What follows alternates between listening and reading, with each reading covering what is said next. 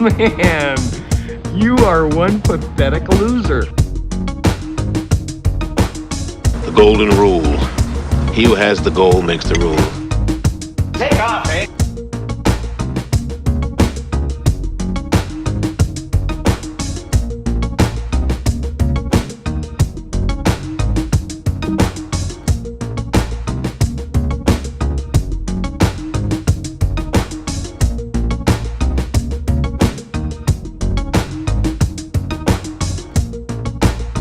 I'm telling you straight. It's my way or the highway. So anybody wants to walk, do it now.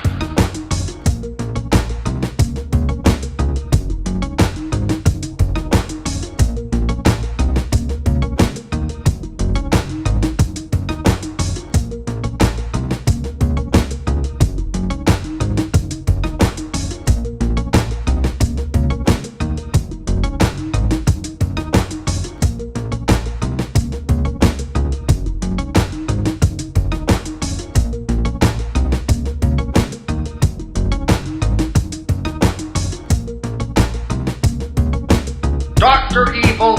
I didn't spend 6 years in evil medical school to be called Mr. Thank you very much.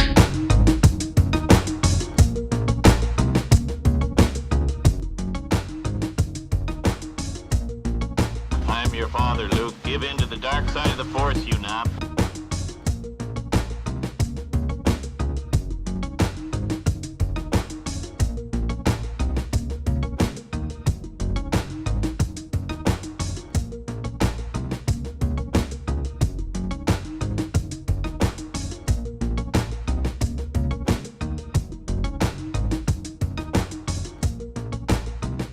All I'm offering is the truth.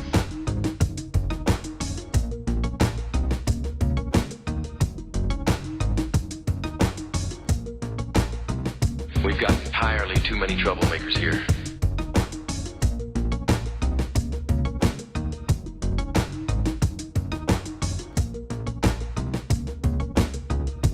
The American.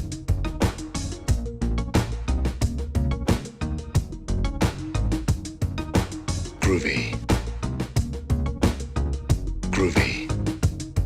It's good to be the king.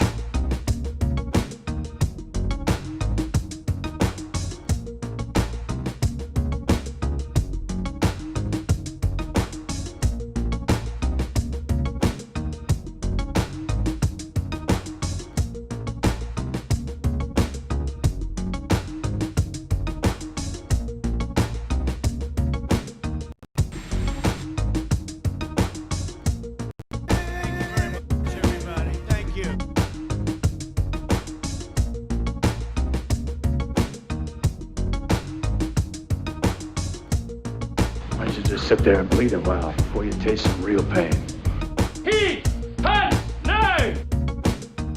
Well, it's a well-known fact, Sonny Jim, that there's a secret society of the 5 wealthiest people in the world known as the Pentaverate, who run everything in the world, including the newspapers, and meet tri-annually at a secret country mansion in Colorado known as the Meadows.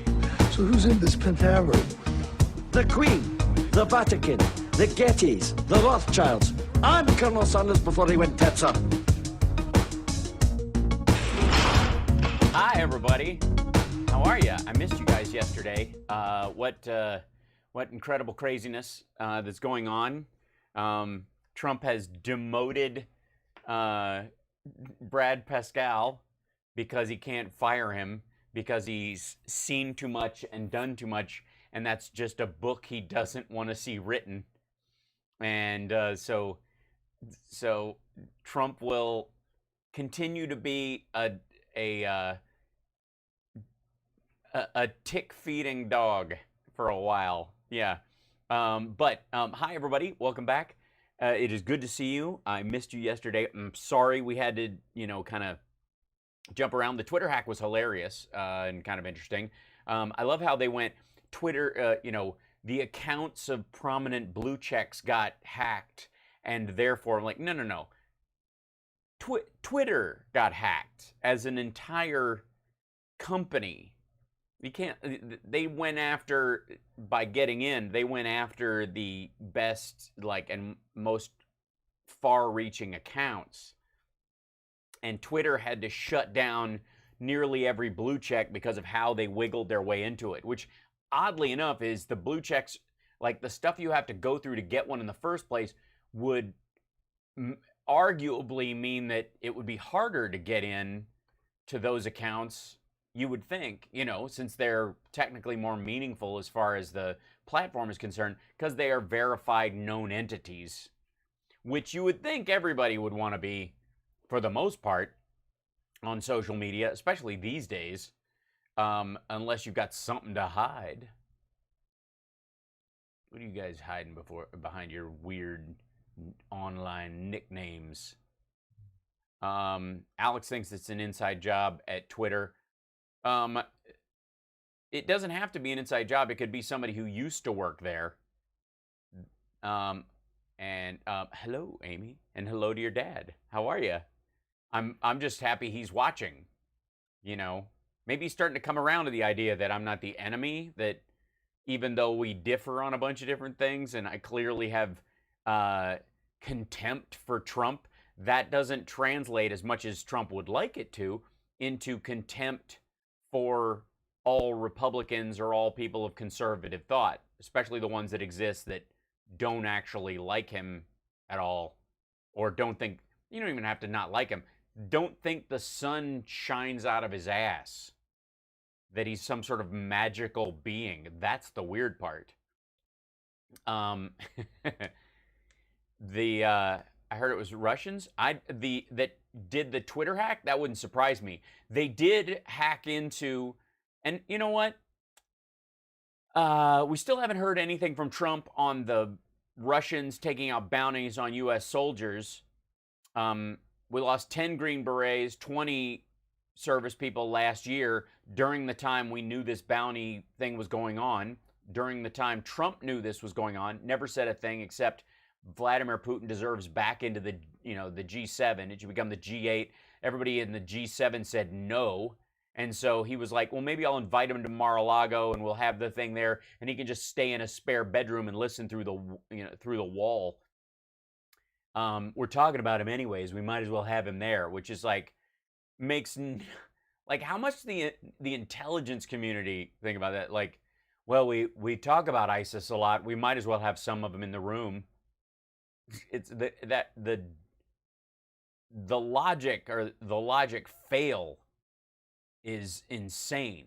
So we know this about the Russian bounties. Then it turns out that the Russians hacked into the UK and the US's CDC, their own, and I think the NHS in England, and not only tried to steal information on a vaccine that we've been working on, and the European Union has been working on, and the UK has been working on, but they also, and this is the crucial part, it is one thing to try and steal for free the work and potentially profitable vaccine work of a particular country. Trump tried to buy off a bunch of German scientists when it looked like they were going to be the first through the door, right?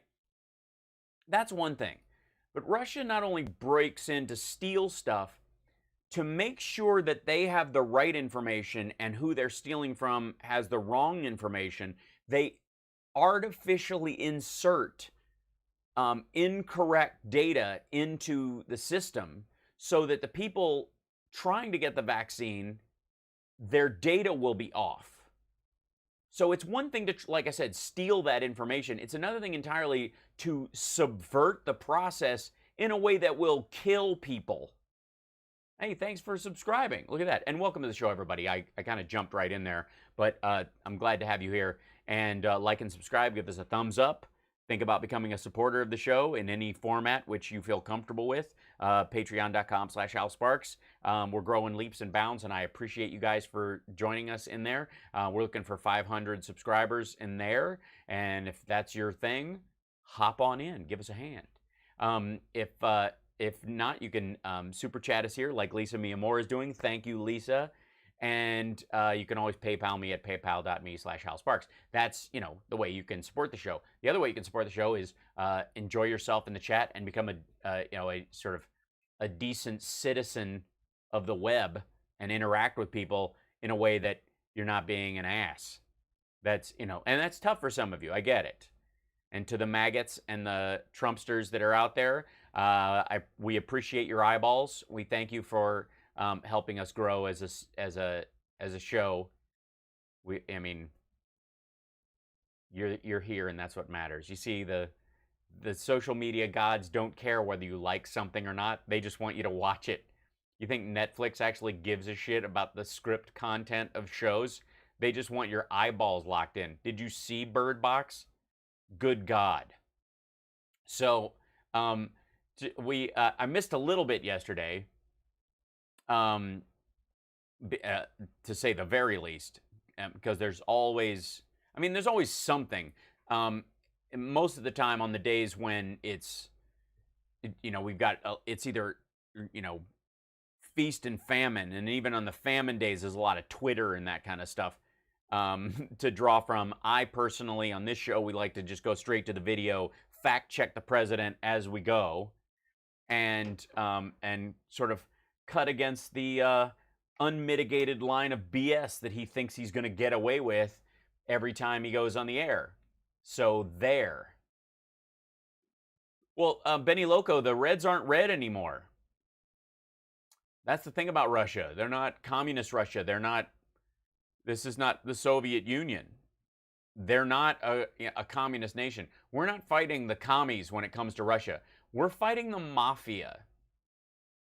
Russia is a gangster state. That's what it is. It has little to nothing to do with any kind of functioning governmental system. It is simply Jeff Ninecow says corporate Russia, but I would argue that a corporation at least has rules in terms of it must provide a profit for its investors or its stakeholders. That's not what this is at all. They are just it is a criminal enterprise. Thanks for subscribing. Look at that. We're flying off the shelves of subscribers today, like right out of it. Yeah, they're oligarchy is sort of the nice term for it. Even oligarchy makes it seem like there's a system by which a government functions. And it frankly doesn't. If your way of dealing, like, we have a functioning government. So as much as he might try, like he told the CDC to stop publishing the data from the hospitals in the different states about hospitalizations and death rates in terms of people who have COVID-19. Outside of that, the states still function and send that up. The CDC is getting the information and they're acting on it. They're just not publishing it. Okay, so there's a functioning government even under the veneer of criminality that Trump tries to slather on top of it. The system continues to churn on in spite of what he wants, right?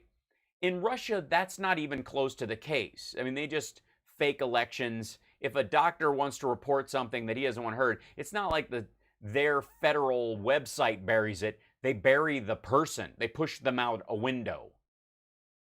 So it is 298. We're 2 away from 300. That seems like a milestone. Good Lord. And we're almost at 13,000 subs, which is fantastic. Especially considering we had this time last year, we had 2 patrons. And we had you guys remember all last year trying to crack 10,000, especially because I'm all long form, man. I'm not this, my show is not these little 3-minute makeup tutorial videos. You gotta, this is heavy lifting. This is a broccoli sandwich over here. Now that would be Tom Hartman's show. I'm like a broccoli and cheese sandwich. There's a little bit of cheese in there. It's okay. It's palatable. We try, but it's definitely a sit-down meal in a lot of ways. I'm running out of food analogies for this. I'll eventually, Jeff, I'll get to Malamars. Yeah, Putin doesn't even claim transparency. It's a joke. The whole country's failing. And you know what drives me the craziest of, like, there's a lot to hate about Russia, and it isn't the people, okay? It's the government and what's left of the government. The kleptocracy that exists there.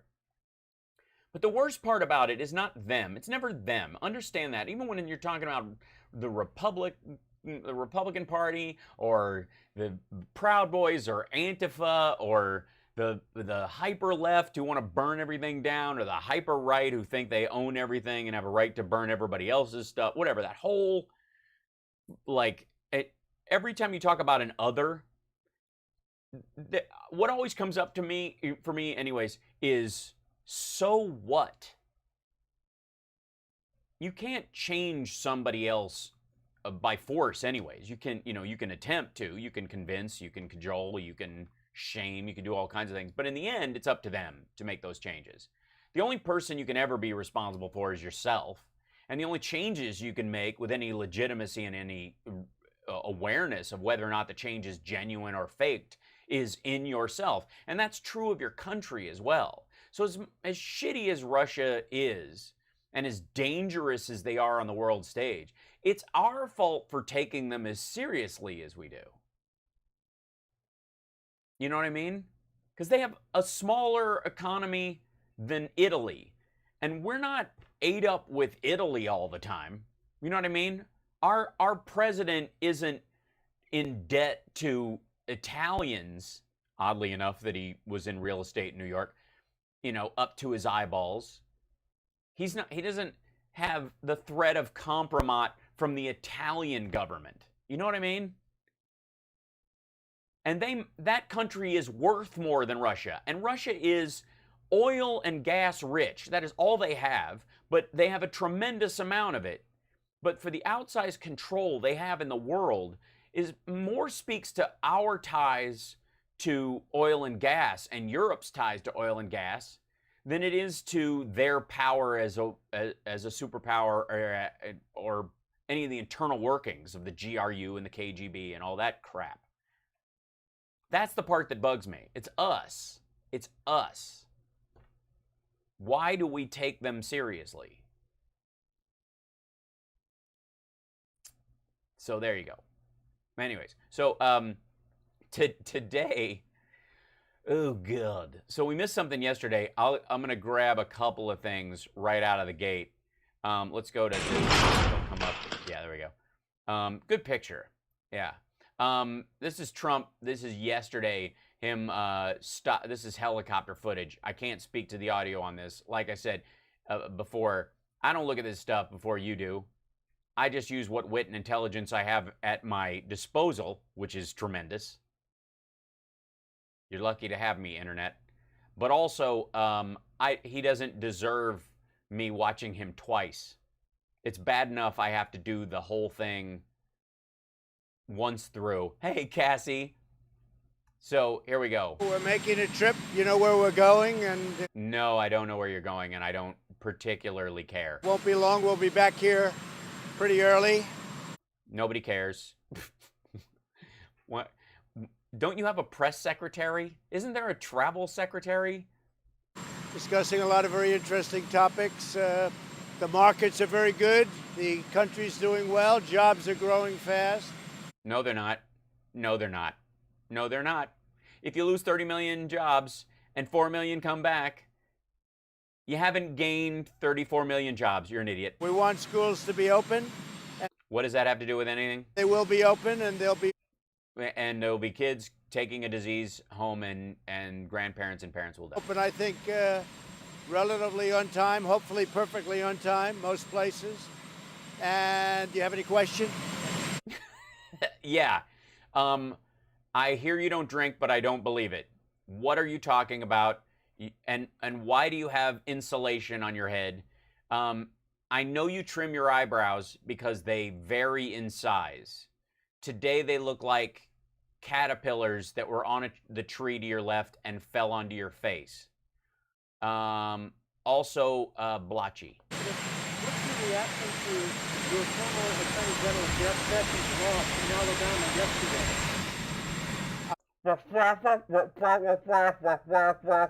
Very happy that Tommy Tuberville won the race. I think he's going to be a great senator. We don't have a good senator in there right now in Jones. He's not doing the job. He should be doing a much better job. Certainly he doesn't represent the views of the people of Alabama. That's apparently he does because he got elected. You're talking about literally, this is Tommy Tuberville, in case you don't know.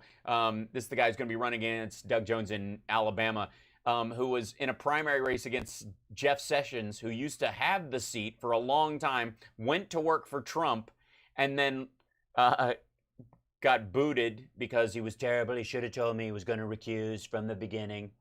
And then now the guy he picked to be Attorney General just lost a primary race, and Trump is claiming a victory?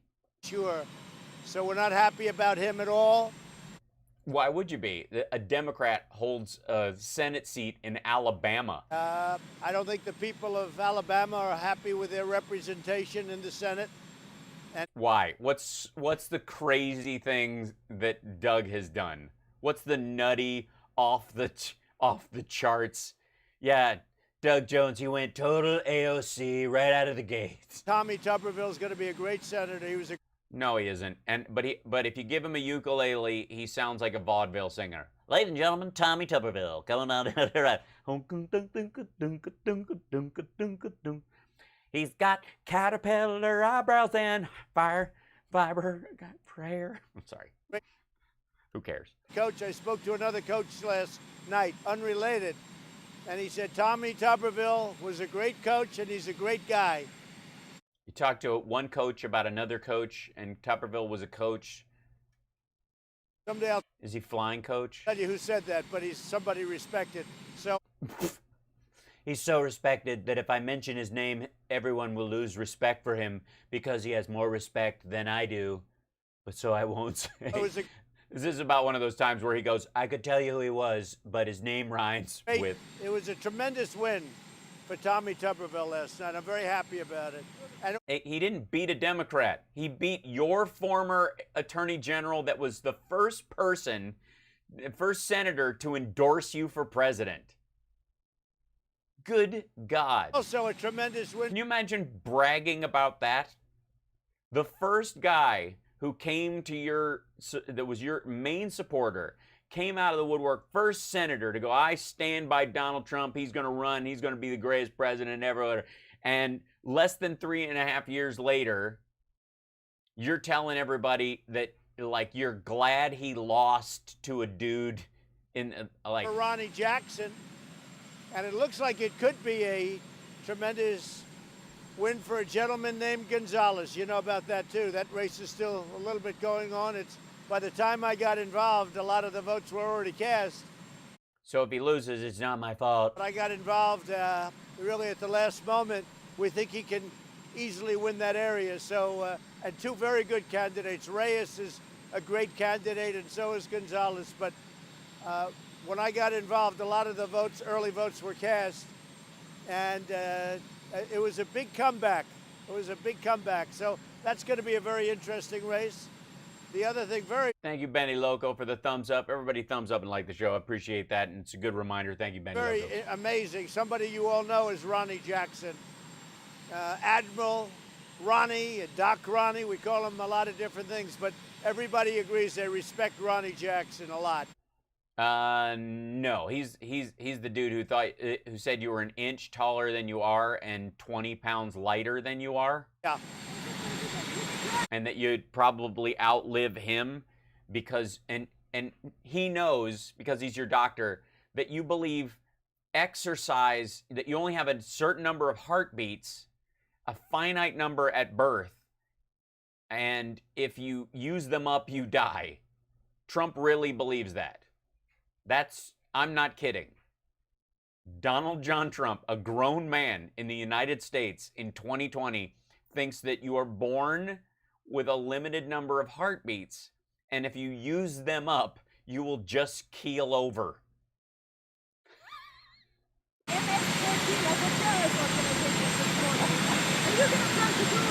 Good God, that's loud. It could happen. It could happen. Antifa's no good. They're bad. They're bad people. And it could very well happen.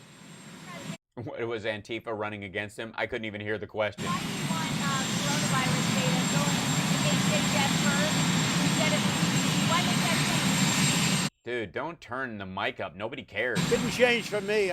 Look, they're all on the same team. We're all in the same team, including Dr. Fauci. I have a very good relationship with Dr. Fauci, and we're all in the same team. We want to get rid of this mess that China sent us. So oh, do we? Everybody's working on the same line, and we're doing very well. We're doing well in a lot of ways, and our country's coming back very strong. When you look at those job numbers, we've never had job numbers like we have right now. So it's coming. Yeah, that's true. They're horrible. We've never had jobs numbers like.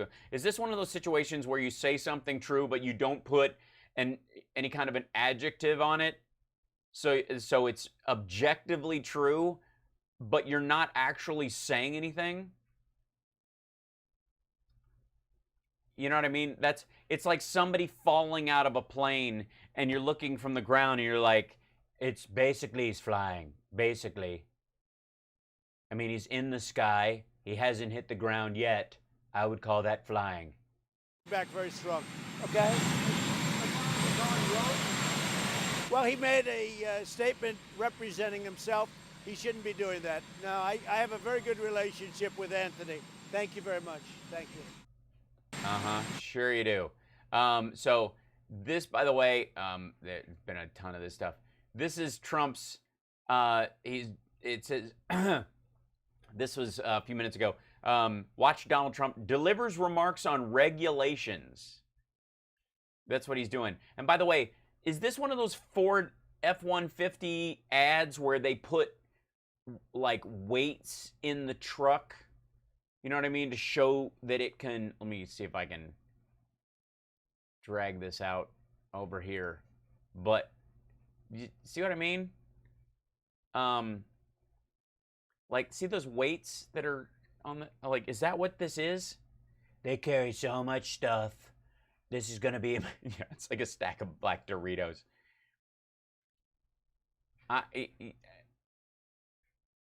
Is it basically just a Ford ad? Are those F-150s? Because the Toyota trucks look almost identical, so it's hard for me to tell. And he brought out, when he brought out Mack trucks and, I think they were Macks. They were Volvo trucks. But this is all like, manufacturing is coming back, this whole story. Oh, by the way, and they're playing Sittin' on the Dock of the Bay. But the instrumental radio, or like elevator music version. 300 patrons, I can't believe it. I love you guys, it's so fantastic. I can't believe it. We're in the home stretch. This is amazing. 300 patrons, all right. Look at you guys. Thanks so much. So awesome.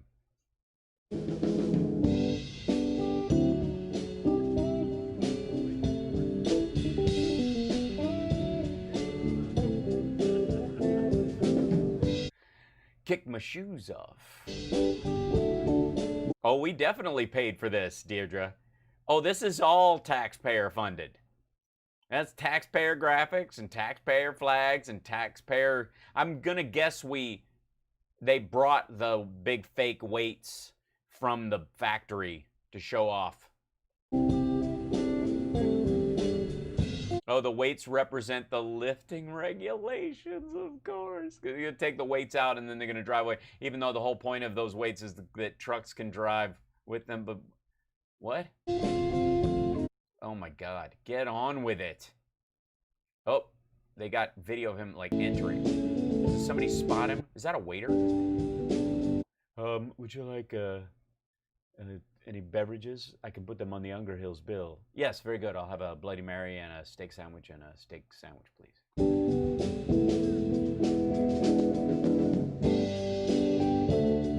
I'm gonna get a copyright strike on this for elevator music. This is just depressing. This is Spock's. That's the 300 reference. All right, anyways. We are waiting for Trump to come out and give information on regulations. Oh.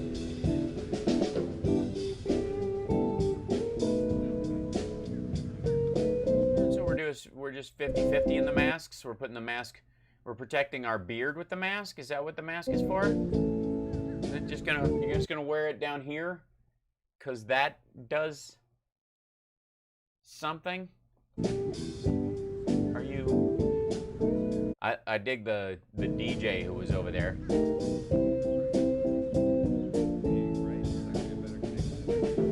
What is going on over here? Oh, there he is. He walks in.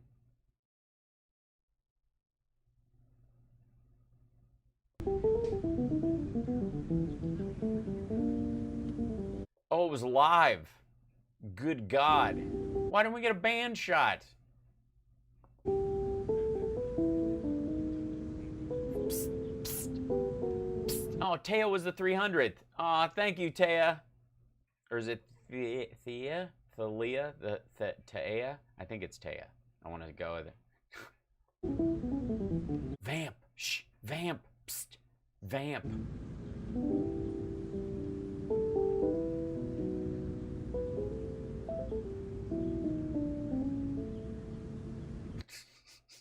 This is his detective movie music where he's walking around rousting hookers and trying to get information on the bank robbery.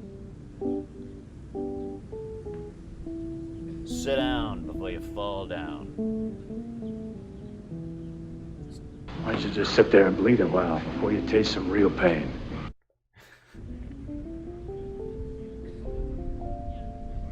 There's no time to, practice.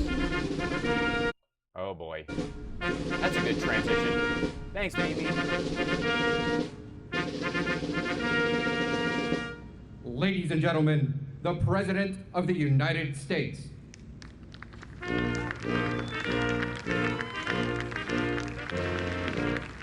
Things are really going to improve now that he's broomed out Pascal. Parscal? Whatever. Nobody cares.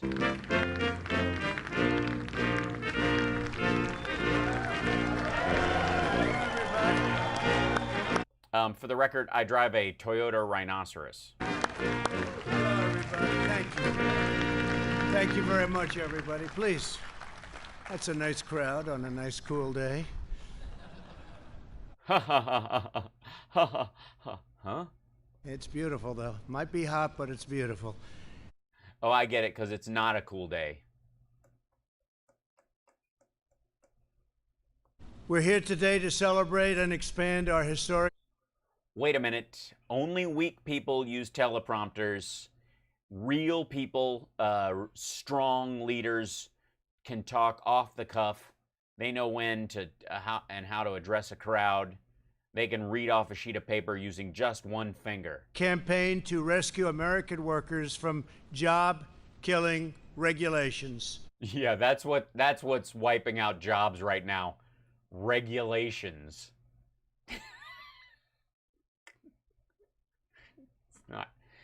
We've lost 30 million jobs in the last 6 weeks, and it's because of regulations. Before I came into office, American workers were smothered by merciless avalanche of wasteful and expensive and intrusive federal regulation. Really? Was it workers that were smothered by them? You mean corporations, right? You mean companies that dump chemicals and put coal dust in the groundwater and drill, slant drill into aquifers and shit like that? These oppressive burdens. Dump plastics in the ocean because it costs the most you'll ever get fined is $25,000, but you can save hundreds of thousands of dollars a week dumping it in the ocean. And if you got somebody like you in the White House, then you're gonna make sure the EPA doesn't go after. Like, Some mandates were a stealth tax on our people, A stealth tax. That's what the Democrats have been doing this whole time. Stealth taxes by the stupid regulations that keep you from being able to set your workers on fire or cut their hands off. take-home pay, suppressing innovation, surging the cost of goods, and shipping millions of Yeah, because inflation was killing everybody. American jobs overseas. Thank you, Raphael. Millions and millions and millions. It never ended. Yeah, it's still not going to. See, as we transition into, as a first world country, as we transition out of the industrial age into the information age, a lot of those jobs are going to be put in places where the regulations are way lower. Because, not because regulations, but because toxins. 4 years ago, we ended this regulatory assault on the American worker. That's what a regulatory assault on the worker.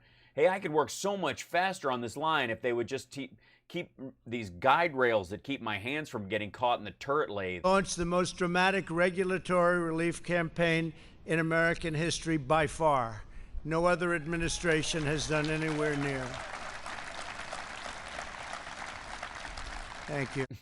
Thank you, people who profit directly from workers not being able to sue for workman's comp. Thanks, Grim. At the heart of this effort was a revolutionary promise. For every one new regulation issued, we pledged that 2 federal regulations would be permanently removed. We not only met that ambitious goal, which at the time people said was impossible. No, they didn't. Obama did a lot of regulation clearing too, because as you improve technology, some redundant regulations can be removed.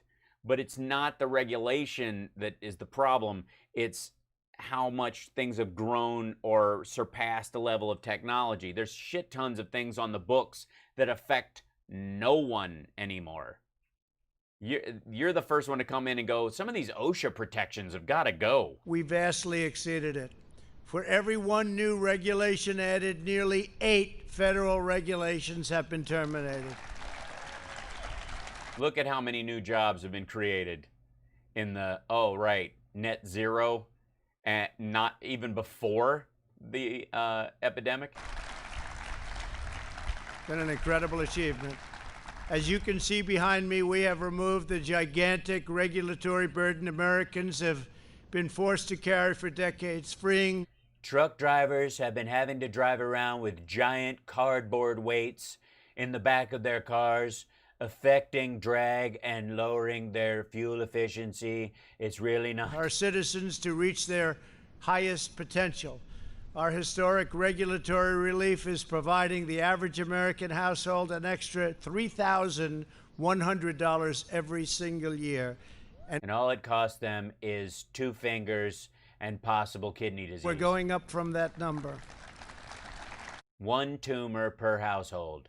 We're going up from that number. Think of that. Hey, Richard. $3,100 per household. Joining us today. Yeah, defend that. Explain yourself. Is Vice President Mike Pence. Thank you, Mike. He always seems surprised of who's there and what's written on the paper, on his teleprompter of who's present, even though he walked out and they're sitting right in front of him. Like, you can almost forget the ones where he's like, where's Gary? Is Gary? Gary's here, right? Do we see Gary? Because it's a long table and whatever. You can almost forget. But the people sitting directly to his right and left, or in the case of like Bill Barr, who was sitting directly across from him, or Rudy Giuliani, who was literally dead on with him. He's like, where's Rudy? Rudy couldn't be here today. He's with Melania. Oh, hi, Melania. Secretary Wilbur Ross. Wilbur, thank you very much. Appreciate that, being out during daylight hours. We know you melt. Labor Secretary Eugene Scalia.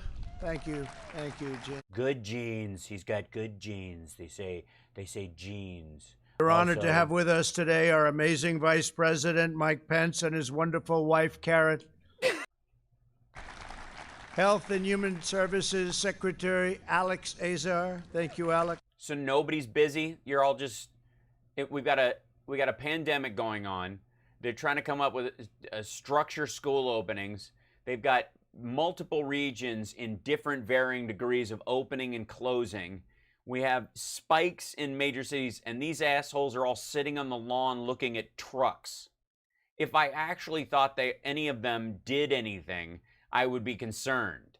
But part of me feels better that they're just sitting here looking at trucks with cardboard weights in the bed. Transportation Secretary Elaine Oh, the Jim Flakowski, the shake weight reference is everybody writes campaign shake up, and it's more like shake weight, that shake weight weirdness. I feel a lot better, Cassie, if they're just not doing anything. I'm like, you know what? Go stare at some trucks. Oh, thank you, Elaine. I'm the only person who was like, he should golf more. He could resign and golf all the time. We had a great day in Georgia yesterday, cutting regulations like nobody's ever seen before. What? Are you talking about not stopping masks? Is that what he thinks? EPA Administrator Andrew Wheeler. Thank you, Andrew. Yeah, everyone is there. No wonder he's getting so much applause. It's simply the entire administration. And there are no non-kiss asses left in the administration at all. Thank you very much. OMB Acting Director Russ Vogt. Thank you, Russ. And Small Business. The only vote he likes. I love her name, Jovita Carranza. Jovita, thank you. Thank you. I don't trust her heritage, but I like her name. It's fun. And CMS Administrator Seema Verma. Thank you, Seema. Great people.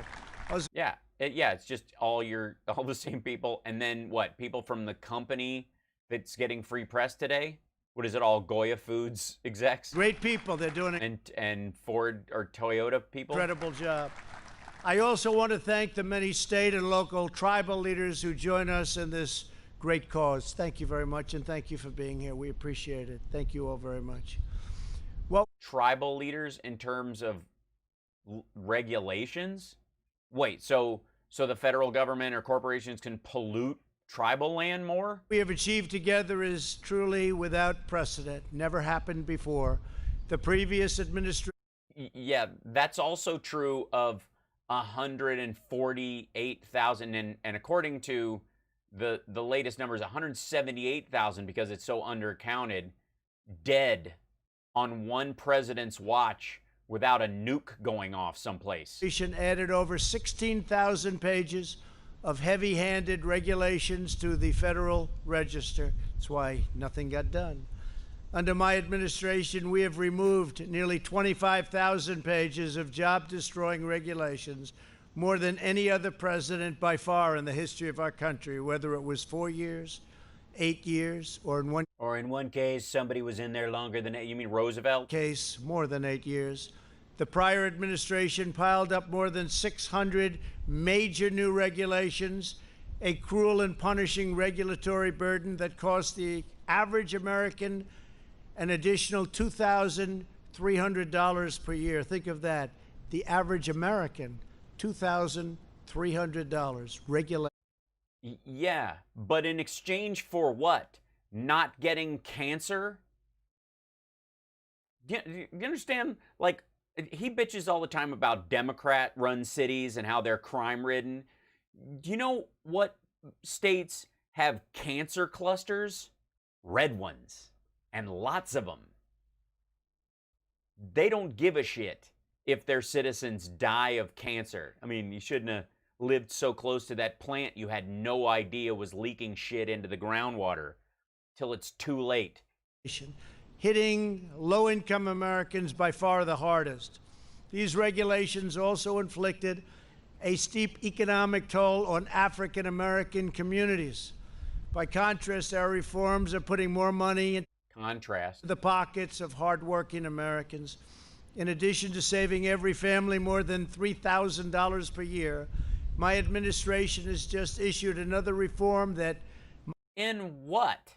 And again, what's your trade-off? Remember, keep in mind, for context, This is the asshole who got rid of the pandemic response team, and one of his justifications was it cost $23 million. The pandemic response team cost us $23 million. Of course, once you get rid of it, it cost us $8 trillion to get the economy just to where it is now.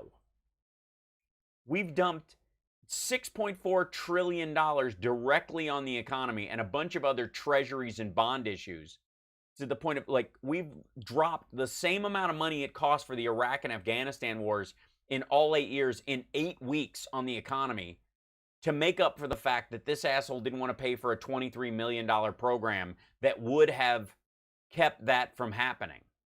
The Council of Economic Advisors we will save the American people $2,300 a year, and it will only cost them $150,000 in potential health care costs over their lifetime. estimates will lower the price of new vehicles by more than $2,200 per vehicle, and I think we're going to get that up to $3,500 per vehicle. Why? Because you made up a number? Because they told you a number that's real and you just had to pad it? And they already give you a padded number. It's very exciting. And by what? Because car companies can skimp on airbags in a way that they couldn't before? the way, the vehicles will be better, they'll be stronger, and they'll be safer. How? Was there a regulation making sure that the tires go flat? Our regulation cuts are also delivering massive savings on broadband internet services. It indeed is, Richard. And some home energy bills will be really historically cut. It's actually amazing. As well as historically low gasoline prices. Gasoline prices, you look today, I think it was $1.99. At the same time, we saved our oil companies. We're now the largest, since we've been here, the largest energy source in the world. Nobody's even close, so it's great. But we saved them. They had a hard time a number of months ago, and frankly...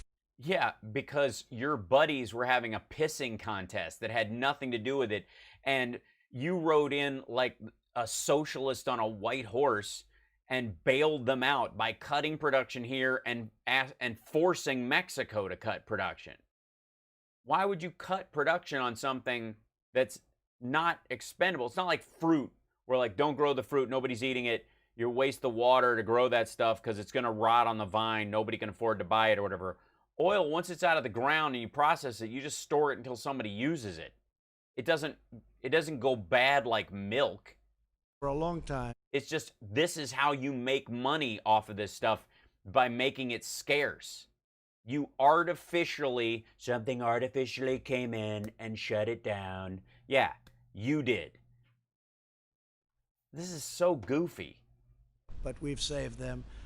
But $1.99, they were telling me, in some cases lower than that. We're bringing back consumer choice in home appliances so that you can buy washers and dryers that don't have to flush 12 times. Shower heads and faucets. So the water would just come down and it drips and nothing comes out. Shower heads, you take a shower, the water doesn't come out. What? What are you talking about? What is the regulation that makes shower heads shitty? You want to wash your hands, the water doesn't come out. I don't know that that's a regulation. I think regulations would keep the pipes kind of clean and open. Are you talking about making sure the lead content is low? This is the weirdest. So what do? You just stand there longer, or you take a shower longer? Because my hair, I don't know about you, but it has to be perfect. Well, you just put it in storage, right? Perfect.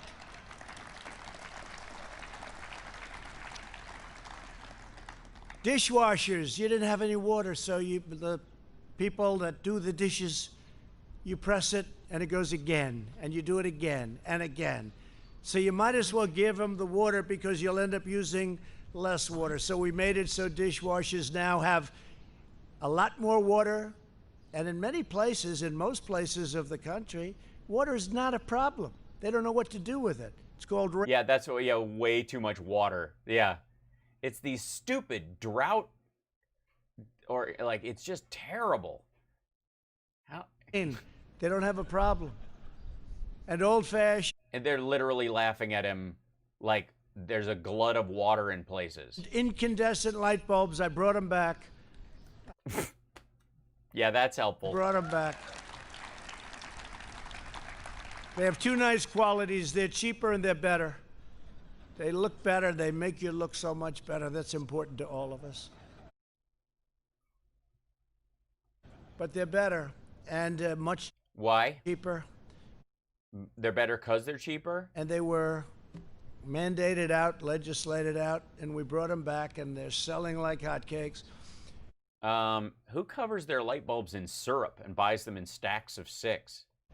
We stopped the egregious abuse of the Clean Water Act, which extreme activists Oh, the Clean Water Act. Horrifying. have used to shut down construction projects all across our country. That would have poisoned the water, perhaps? When I signed that legislation, I had many farmers and construction people standing behind me. People that haven't cried since they were a baby, some of them never even when they were a baby, and they were crying. Is there a baby that never cried? What is he talking about? What is that, like, no one... People were crying. We gave them back their life. They took away their land. They took away their rights. They took... What? What are you talking about? What? The Clean Water Act? Away their life. By reining in EPA overreach, my administration has returned the agency to its core mission. And we allowed the Ghostbusters to store ghosts in their personal storage facility. Of ensuring clean air, clean water, and a truly pristine natural environment. Our air now and our water is as clean as it's been in the last 4 decades. Yesterday, our country... Based on what? You haven't cleaned up Flint. You haven't given federal dollars to fix the lead content in Dallas's water or in Detroit's water or Baltimore's water or St. Louis. Achieved yet another groundbreaking... Or Alabama, for that matter. Milestone. 2 words, cancer cluster. By completing a sweeping overhaul of America's badly broken infrastructure approval process. Yeah, that's why it's, dude, guys, it's been infrastructure week for 3.5 years, and it's really just because the regulations are so hard. It's totally out of control. It's crazy. Instead of taking up to 20 years to approve a major project, we're cutting the federal permitting timeline, it's already been done, to a maximum of 2 years or less, in some cases even less. Or they just jettison it and you have to refile every 2 years. It's more bureaucracy for it. Than 1 year. And it's possible that it won't qualify. It's possible that it won't be good environmentally or safety-wise, in which case, at least in a period of a year or 2, we'll raise the hand and you won't make it. Yeah, and then you have to refile. And then you have to refile. And you have to refile. And all they have to do is bat it down in 2-year increments. But most projects will make it, but won't go. What, based on what? Most projects will make it. By the way, for perfect hair, literally your hair looks like Donald Duck's beak right now. For 10, 15, 18, or 20 years, there are many horror stories that we could relate. Horror stories, waking up at night, going, no, we haven't gotten clearance to make that stretch of road. We're reclaiming America's proud... I woke up in a cold sweat last night. ...heritage as a nation of builders. My administration has also eliminated massive regulatory barriers in our battle against the China virus. These actions save... Regulatory limitations? On what? Making sure hydroxychloroquine works before you pour it down the throats of vets? Countless lives, speeding up the production of equipment. That means ventilators like No, there was no regulation holding up the production of ventilators. Nobody's ever seen before. probably the greatest source of manufacturing, the greatest achievement since World War II. No. No. We're now making ventilators for countries all over the world. Yeah, we're a giant country. They're not tanks or battleships. In medicine, accelerating the delivery of life-saving treatments and ensuring that we will have a vaccine in a record time. We're doing You can't ensure that. fantastically well on that. That'll be for another time, another meeting, but we are doing on therapeutics and vaccines incredibly well. No administration in history has removed more red tape more quickly to rescue the economy and to Yeah, it's totally rescued right now. protect the health of our people.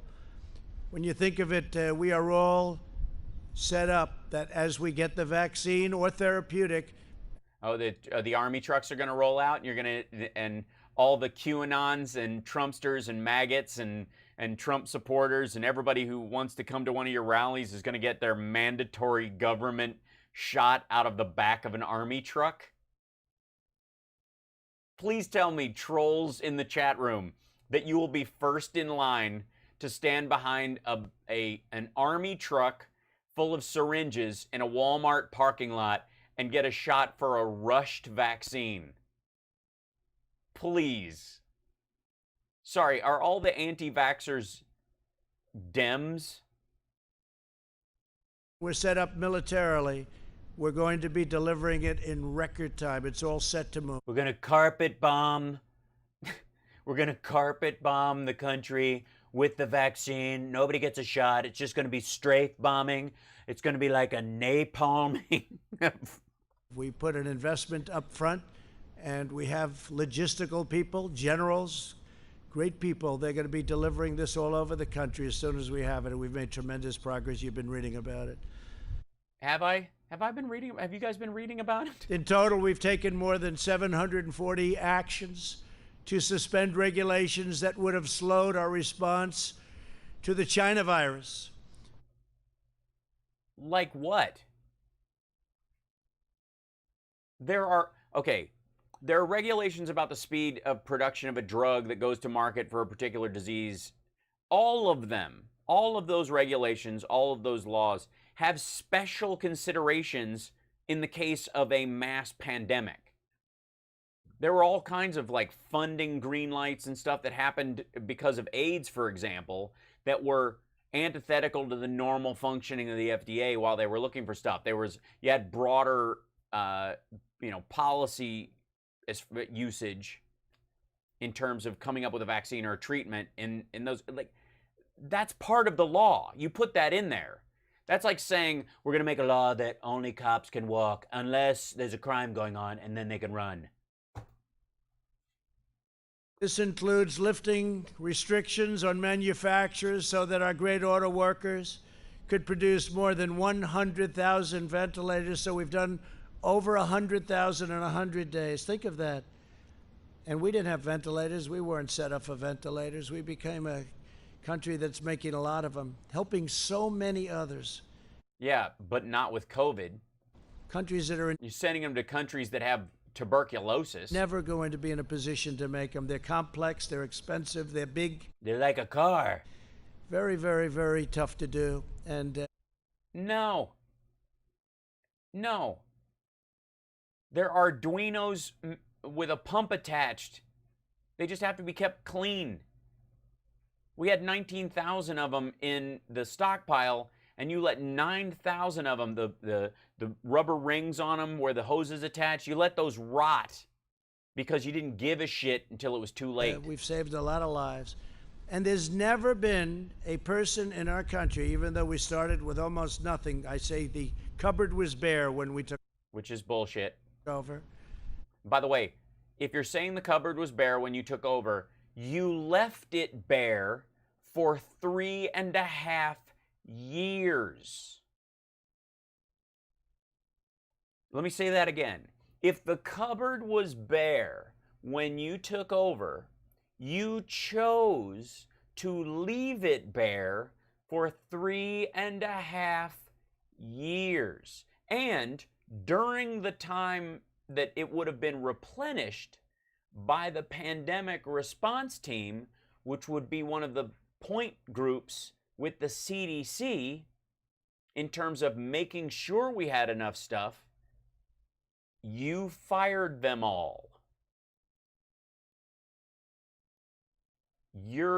And secondly, we had 6 million tons of PPE and all kinds of other stuff, but you have to rotate it every 2 years because parts of it break down if it's just in storage nonstop. Plastics and rubber and certain fabrics degrade over time when they're in storage unless you vacuum seal and freeze them, I suppose, which we do not have the capacity to do. You have to replenish them. So you move this stuff in, you hold it in the stockpile for a while, and then about 6 months before it starts, outliving the point where it starts to break down, you get about a 6-month window. You start either selling it out of the stockpile to hospitals or giving it to community hospitals and the like, so that they, and they count on that. They count on that rotation. A lot of the community hospitals and emergency care places in low-income areas, they count on stuff coming out of the stockpile in a rotation that goes into them, helps them cover those costs, because stopping infectious disease is good for the bottom line long term. And even though it costs us money, it saves us a lot more money than it costs by a factor of, 23 million to 6 trillion. We started with nothing. There's never been a person in our country, even though we had just absolutely no, we were going on empty. Never been one person that needed a ventilator that didn't get it. Think of They shared one with another person. We in New York had 2 people on a ventilator early on. Not one person. No, lots of people had to share a ventilator with another person. When we find out later, by the way, that the amount of viral exposure you have determines partly your ability to survive it. If you have comorbidities and the like, if you get if it's say a 0 to 100 as far as viral load exposure, if you have a 10% exposure, it may not do as much damage as if you get a huge dose of 60 or higher. And if you go in with 50, but you need a ventilator because you have comorbidities or other shit going on, and the person that you are sharing a ventilator with has an 80% viral load, they are going to feed more virus to you. Complex as they are, as big, expensive, take a long time to get them done. Not one Good God. person has ever needed a ventilator that didn't get it. No, they just had to share it with another person. Made telemedicine. Thank you. Great job. Great, really a great job. These people in the, from the car companies that are making ventilators right now, because that's a sign America's doing well, when car companies stop producing vehicles and start making breathing apparatus. Here. So much winning. They get no credit for it. I don't want any credit. They should get the credit, but they get no credit. What are you talking about? What? First of all, in the case that you use the Defense Production Act, they're making stuff because the U.S. taxpayer is paying them to make stuff. We as taxpayers are paying for them to shift over to make ventilators. They're not doing it because they feel like it. They're not selling cars because everybody's stuck at home, because you went, there's 15 cases and it's going to 1 and it'll probably be gone because of what a great job we've been doing. But we've done a great job. See? Helping so many other countries now. You deserve all the credit, but we've done a great job. We made telemedicine available to all American patients and allowed doctors to work across state lines. I will tell you, the telemedicine is something that's really... Okay. Most union health plans have had telemedicine for at least 6 years. The growth in telemedicine is directly related to the fact that doctors cannot afford to interview in person, and people who have are asymptomatic carriers of a disease that could kill the doctor or transmit it to other patients. If you're not dying, they're going to want to see you on a screen, ask you what your symptoms are, see how you feel, call me back tomorrow, let's check on you over the next few days. But don't, for God's sake, come into the office, because you might give everybody in the lobby who doesn't have COVID-19, COVID-19. Telemedicine is not an invention of the Trump administration. It's specifically rising in value because we are in a pandemic. And up by thousands and thousands of percentage points of percent, because what happened... Thousands and thousands of percentage points of percent. We made telemedicine available to all American patients and allowed doctors to work across state lines. I will tell you, the telemedicine is something that's really gone up by thousands and thousands of percentage points of percent, because what happened is people... Thousands of percent. That wouldn't even think of using telemedicine all of a sudden started using it, and it's really turned out to be good. Why wouldn't they think of using it in a pandemic? What the hell are you talking about? Most people, like, if you have a severed leg, you wouldn't think, I'll FaceTime. Really turned out to be good, and it solved a lot of problems, so that's something. Oh, you mean contagion? Yeah, we're in a pandemic, dipshit. There's been great advancement. Furthermore, I've ordered federal agencies to look for ways to make these healthcare reforms totally permanent. Vice President Pence is also... No.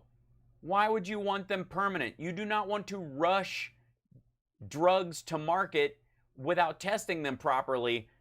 You make rare exception in a pandemic where 80% of the people who get it are going to be asymptomatic spreaders. Working closely with state, local, and tribal leaders to streamline occupational licensing. Over 30 states have taken steps to reduce these barriers to unemployment and to employment, and including... So are you trying to stop barriers to unemployment or employment? Vice President Pence is also working closely with state, local, and tribal leaders to streamline occupational licensing. Over 30 states have taken steps to reduce these barriers to unemployment and to employment. So he didn't correct himself. He didn't say barriers to employment. He said barriers to unemployment and employment. Please tell me again how Joe Biden is slipping. And what? Including a state that I love very much. I have a little history in that state, the great state of Alaska. Thank you very much, Governor, for being here. What do you mean? Because you won the state in the Electoral College? Mike Dunleavy. Mike, thank you very much. What a shock. The Republican usually does. It's Sarah Palin's state, for Christ's sake. In Idaho, Governor Brad Little, who is here today with us as well, set a new record for regulatory relief. Good job, Brad. Good. Good governor. Great governor. Two great governors. The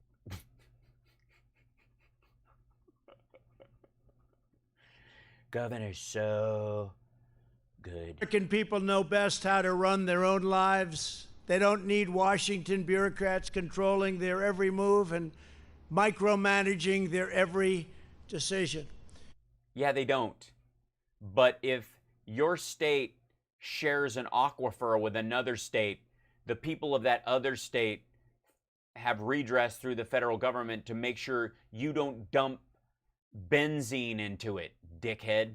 With each regulation we cut, we are not only returning the money and the power to our citizens, we are draining the Washington swamp, and they're not happy about it, I can tell you that. I think you know that. Who? Bill Barr? I mean, Steve Mnuchin, Goldman Sachs, Bear Stearns, Bank of Cyprus. I mean, do we want to go through all the creeps and lobbyists you have in your administration? All of them acting because you can't get them through the Senate, even with Republican control? The swamp was deep. I just didn't know how deep. Well, I mean, it's going to appear deeper, I suppose, because you're digging it deeper and filling it with gators. Deeper than I thought. Joining us today are a few of the countless Americans who are personally benefiting from our pro-worker reforms. Joe Cambria owns Cambria Truck Center in New Jersey, good state, New Jersey, and it's been really something that he's seen firsthand, how our regulation cuts have helped create thousands and thousands of jobs. Joe, please come up and say a few words. Thank you, Joe.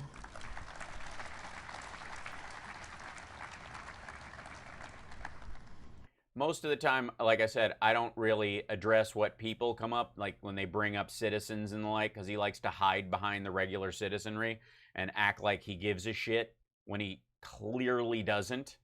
But I'm curious as to what specific regulation this guy is going to cite that Trump got rid of that made his job situation better. Thank you, Mr. President. Drain the swamp. He is the swamp.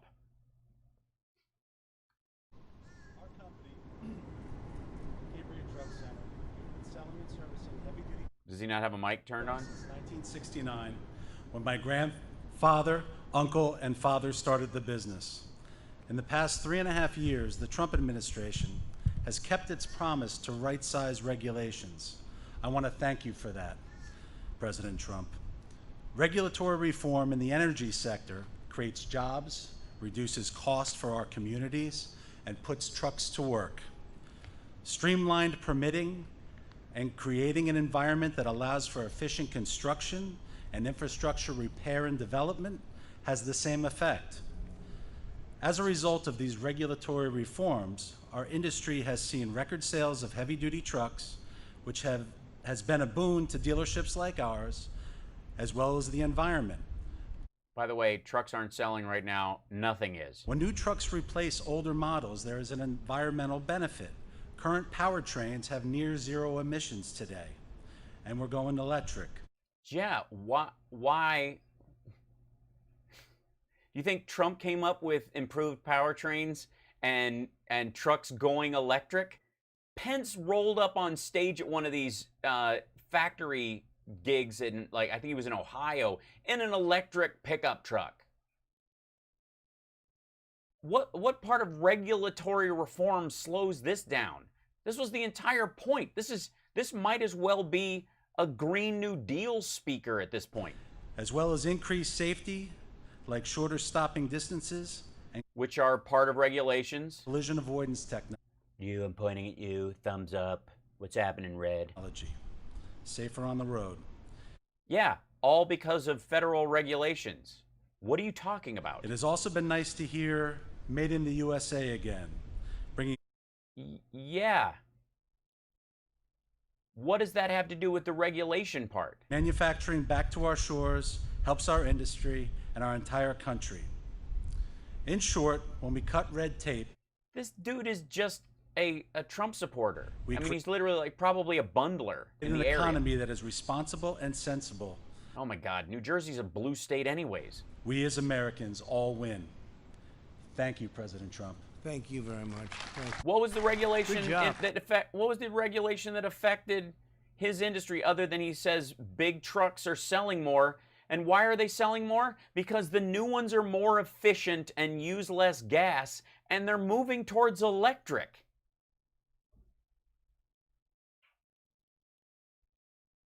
What is he talking about? Good job. That was easy. I don't know what wasn't it? Huh? Thank you very much. Great job. Dr. Amy Johnson is a nurse practitioner in rural Virginia. Amy, please come up and share with us how important expanded health care and telehealth has been for you and your patients. Thank you. That's not a deregulation thing, and telehealth's been around for a long time. Okay, first of all, so far we've had 2 case studies, people coming up and saying, you know, I'm here to talk about how the administration's removal of regulations is helping. The first dude who comes up basically touts the regulations put in place by Clinton, Bush, and Obama as far as moving trucks towards cleaner, more efficient fuel usage, better powertrains, and in the case of the auto bailout, more electric cars. Nothing about the removal of, if anything, the new trucks, you get a tax break because you're meeting regulations that were put in place that he's against. And now he's going to bring up somebody and talk about telehealth? How is that a removal of a limitation? Maybe, is she going to talk about across state borders? Well, the only limitation on that is that people during quarantine and lockdown may have been out of state and could contact their doctor via telehealth. Thank you very much. Thank you, Mr. President. Good afternoon. My name is Dr. Amy Johnson, and I'm from Bedford, Virginia. Telehealth deregulation has been of substantial benefit to my colleagues and I over recent months during the COVID-19 crisis. Prior to COVID restrictions, our small local hospital that had limited access to specialty services used telehealth for neurological, mental health, and palliative care consults. However, telehealth was not something that was used within our primary care setting.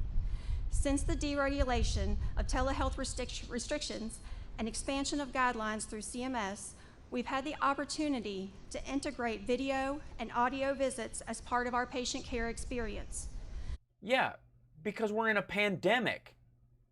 Why is this examples of them taking away a limitation? And what primary limitations are they talking about? What could you not see? You could not see somebody who was contagious with telehealth? I can, through any union, if you have union healthcare, for example, they have, most of the big ones have telehealth available. You can see a doctor about anything. During the COVID crisis, there were days when almost all of my visits were done via telehealth. Right, because we're in a contagion that didn't go from 15 cases to 1, and one lady was sick, and she's probably going to get better even though she was a man and she died. Allowed me to continue to care for my patients, including those that were the most vulnerable, without risking exposure to illness by bringing them into the office setting. Since we've gone back to a more Yeah, he does not have a pen or a piece of paper to boringly play with. Traditional model, we've continued to offer telehealth visits, which are a valuable option for home health and hospice patients, patients with limited mobility, and patients that remain at high risk. Which were all still fine under telehealth rules. As a farm safety specialist, I can see the use of telehealth expanding to offer more services to our farming population and rural Americans, including much needed mental health services, which are unfortunately very sparse. Yeah. This is a natural growth of a technology. This isn't because there were huge rules against it. It's because it used to suck. You couldn't count on it. It wasn't widely available. The facilities weren't available to most hospitals and doctors' offices. Now everybody's got FaceTime. Everybody's got Google Meet and Zoom and all this kind of stuff. It's a switch you turn on. Any limitations on it were based on the idea that the limited information you could get. Now you could actually give your doctor access to your Apple Watch details and they can tell what your heart rate is. In addition, access to primary care and to specialty services can She's over on the right be improved in medically underserved areas with deregulation and the use of telehealth services by healthcare providers, increasing the use of preventative healthcare modalities, allowing for more intensive management of patients with chronic diseases, Thanks, Paul. and decreasing healthcare disparities. Thank you, Mr. President. Thank you very much. Great job. Thank you. Again, this is just a growing availability of a technology. She might as well have come up there and said, you know, we used to have these old trucks on the road, but now we've got better powertrains and we're moving to electric. It's the same thing.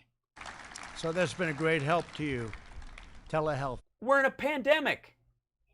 It wasn't available the last time we had an outbreak. There was no people during the beginning of the AIDS crisis.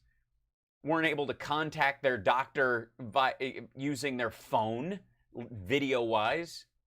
It's been an incredible thing. Great job. Thank you very much.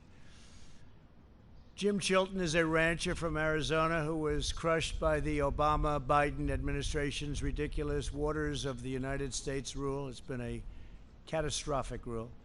But the Obama-Biden, he was crushed by it. He's under one of the trucks right now. Which gave bureaucrats power to regulate every puddle on private land as though it were a lake. Jim, right. Please come up and tell us of your experience, which I know wasn't a good one, but it's a good one. It was a nightmare. Now, please. This will be solid. I appreciate the invitation, President Trump, to be here. I borrowed Jeff Sessions' vocal cords just to reminisce with you. And I appreciate the opportunity to thank you for the deregulation in every area, including the waters of the United States, cutting the red tape, setting us free as private property owners. Thank you. Our ranch has approximately 100 dry washes flowing across it. These are little washes with no water. Then hardly a wash. Corps of Engineers and the Environmental Protection Agency, who wrote the Obama 2015 regulations, ruled that any dry wash that had more than 12 inches of sand in the bottom became a water of the United States. Hence, we were subject to regulations and oversight from Washington, D.C. and San Francisco. What kind of regulation? Like you couldn't dump pig shit into it? It was outrageous. I believe that the 2015 rules and regulations were overreaching, caused red tape, and threatened me and other farmers, ranchers, businessmen, and landowners with the possibility of going to jail and facing huge fines. If? Thank you, Mr. President. If what? If what? You dump a metric ton of pig shit into it and it's got enough clearance that it actually flows through the property? For the... As I'm going to guess if it had 12 inches of sand below it, that meant that there was enough water going through it that it wasn't a dry rock bed. Navigable water protection rule that you promulgated. It has set us free. The heavy hand of government is no longer on our shoulders. Thank you. By the way, the giant weights are swinging in the breeze. You, Mr. President. Thank you, Jim. Thank you very much. Thank you, Jim. What did they stop you from doing? What did they do? What did they stop him from? He didn't say. Tell us what happened. Did you know, they're threatening us if we do something. What couldn't you do? What was it stopping you from doing? It obviously wasn't stopping you from taking the water that came in if it was 12 inches or higher, and the water's the American. It obviously went through the property with some consistency at some point. So what, you couldn't bury barrels of of toxic waste underneath it because the ground was soft? Because half the year that rainwater goes through there? What are you talking about? Yeah, putting pesticides in it. Yeah, I would argue that's more than likely, Robert, what they're talking about. That you couldn't spray pesticides within 18 feet of it because water goes through the entire property and ends up being someone's drinking water. Yes, he did mean promulgated. How do you ever feel like you're screaming into the wind? How do you keep up the energy? No, I'm enthused. I'm a good citizen. We've survived worse, and we will make it through this. I find him amusing and annoying and pathetic and silly. And we have to watch this stuff because it's our country. So I would rather do it this way then give the power over to people who either cut little chunks out of it that give him the illusion of being presidential, or people who might cut a piece out and other people like, you're just taking this out of context. That was my honor, Jim, and thank you very much. It's terrible. It was that you had to suffer so long. They took your property. So the suffering away from you. And, they did? For what? And you want to take care of your property better than any government is going to tell you to take care of your property. No, yeah, but no, you want to take care of your business. Just because you take care of your property, you can have a dumping site on your land. That doesn't mean you give a shit about that ground, but if it's above the aquifer an entire town uses, it's a bit concerning for everybody who lives in the town, because the shitheel at the edge of town is dumping pig shit into the waterways or pesticides that he's not using. Better, so we don't have to worry about that. Thank you very much. Beautifully said. Thank you. I still don't know what the shit he's talking about, what the limitation was. What did they stop him from doing? Explain to me how, like, you got rid of the act and you think the act was limiting you, but what was it stopping you from doing? What was the nightmare? What was the horrible thing the federal government was stopping you from doing? What did you want to do with that space? And what did they stop you from doing? Because you didn't say, so I'm going to guess you could have if people would have gone, oh my God, really? For that?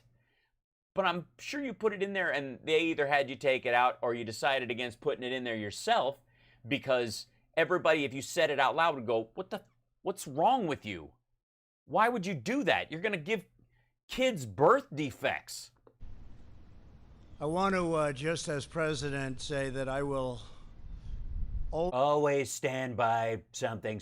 Always fight to defend your rights and your freedoms. We'll fight very hard for your rights and your freedoms. The hard left wants for redress of grievances and your right to protest, exactly. To reverse these extraordinary gains. And your right to vote by mail if your life is in danger from standing in line where there can't be social distancing during a pandemic. They impose these disastrous regulations. They want to take what we've taken off, Jim, and they want to put them back on. What did we take away from Jim? What was it? The water, okay, obviously a waterway runs through his property. In his estimation, it doesn't have enough water to be consequential, but it clearly does. Otherwise, the Army Corps of Engineers, who you were just praising for the work that they did during the pandemic and moving shit up in New York, they went down and looked at his property and went, yeah, no, this, if you pour shit in here, it'll end up in someone else's lungs. And I guess they can do that. You'll fight them for a little while, but eventually you'll lose. That's the spirit. We want to bury our economy under suffocating, relentless landslides of Washington red tape like we had before I got here. We must never return to the days of soul-crushing regulation that... Soul-crushing regulations. These aren't just regulations that, you know, stop people from poisoning the waters and the air and putting lead paint on buildings and that kind of stuff.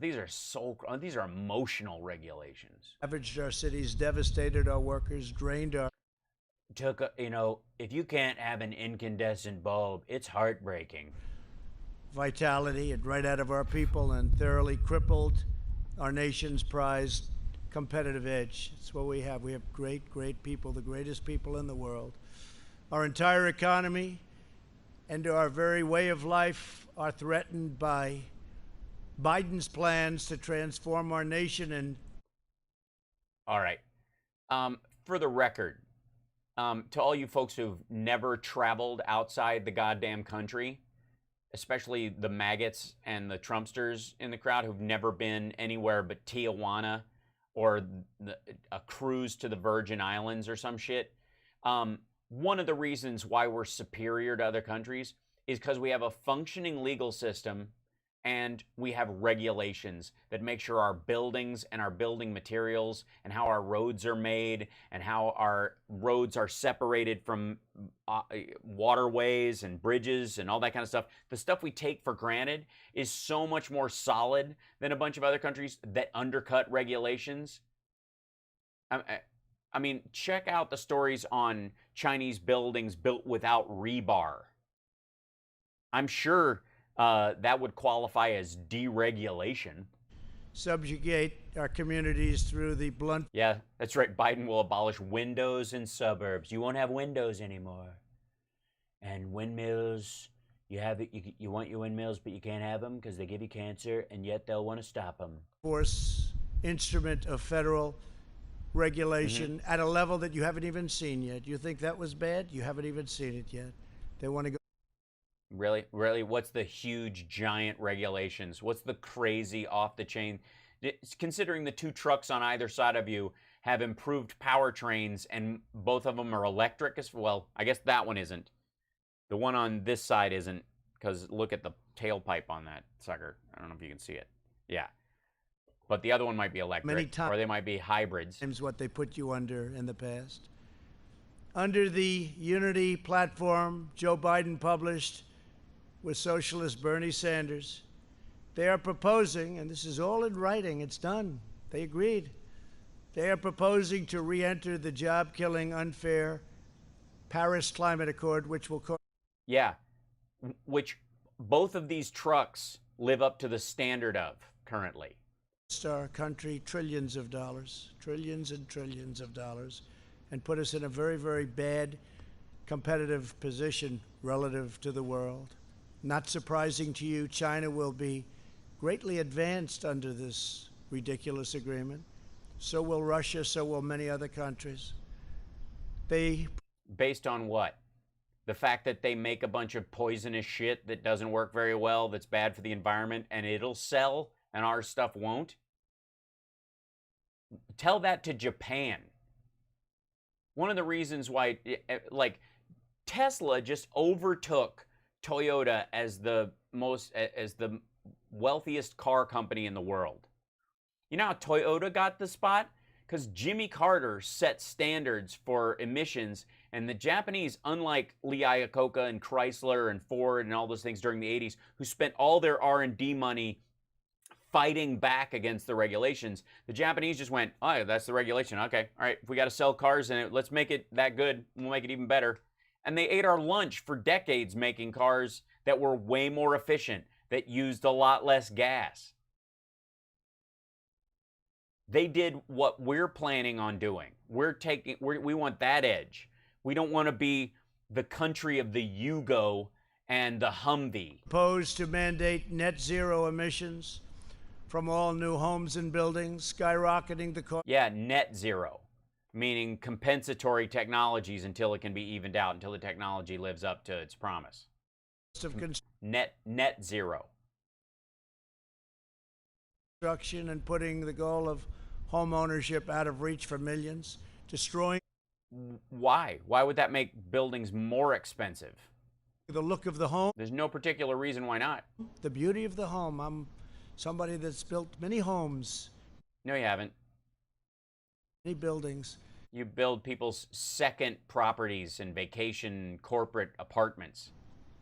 If you take homes. A look at this, it doesn't like you're a house builder, like you give a shit about architecture. Look good.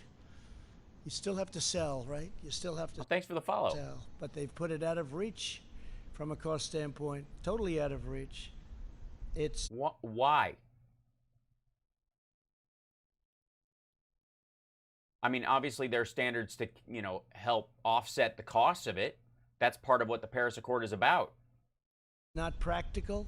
It's not good, and it doesn't work. They want to eliminate carbon from the U.S. energy industry, which means abolishing all American oil, clean coal, and natural gas. No coal, no gas, no oil, nothing. No, we're trying to move away from those things, and there's no such thing as clean coal. To fire our massive plants. Right.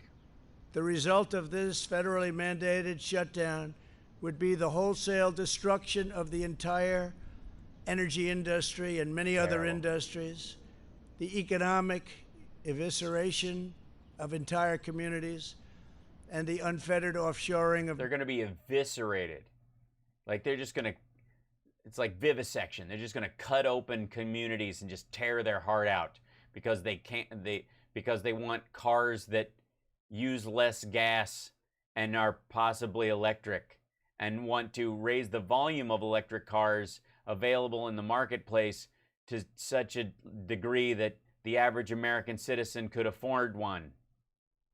How bizarre. Millions of our best jobs to foreign countries and foreign polluters. Millions and millions of jobs would go. Thousands and thousands. Well, yeah. We don't want those jobs going to foreign polluters when we can give them to polluters right here at home. Of countries Thanks, would Robert. be at a level that you've never seen. Companies... And really, levels, that's a phrase he hasn't used before. A level that you've never seen before.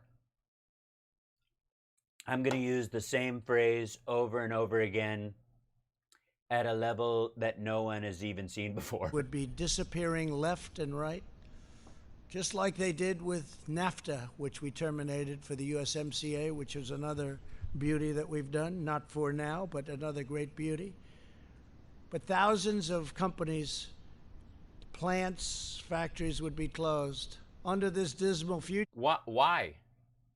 Why wouldn't that stuff be made here? Why wouldn't more efficient, better technologies be made here? Your energy would be unaffordable for the vast majority of Americans, and the American dream would be sniffed out so quickly and sniffed out. It's going to be sniffed out, guys. You mean snuffed out, as in killed. Not sniffed out as in found by a dog or snorted like a rail of Adderall or... Placed with a socialist disaster. That's what it is. Venezuela's problem is the big push for electric cars. The Democrats in D.C. have been and want to, at a much higher level, abolish our beautiful and successful suburbs by placing far-left Washington bureaucrats in charge of local zoning decisions. No. They're absolutely determined to eliminate single-family zoning, destroy the value of houses and communities already built, just as they have in Minneapolis and other locations that you read about today. Your home will go down in value and crime rates will rapidly rise. Oh yeah? Is that that's the goal of Joe Biden, is it? To stop home ownership? That's the road you're going down. That's the sales point, that Joe Biden wants to stop home ownership. Joe Biden and his bosses from the radical left want to significantly multiply. This is a campaign, and he doesn't even believe it. Look how dry his voice is. Ha ha ha ha, ha ha ha, ha. Yeah, I know, Rogers. Yeah. They're going to stop people from taking bicycle rides. They want to stop butterflies. What they're doing now, and he's fading, will be the end result is you will totally destroy the beautiful suburbs. No more suburbs. Suburbs have got to go. How do you stop a suburb? Doesn't it just go further out if the city gets bigger? If you want development, if you increase development in a city area, then the suburbs would just push to the edge of whatever the city is, and it would technically be the suburb. Yeah. Suburbia will be no longer as we know it. So they wanted to defund and abolish your police and... How do you get rid of a suburb? As a city grows and expands, you're going to see more apartment buildings and stuff as the city starts to expand, no matter what. It's like a population bomb. It's going to start spreading.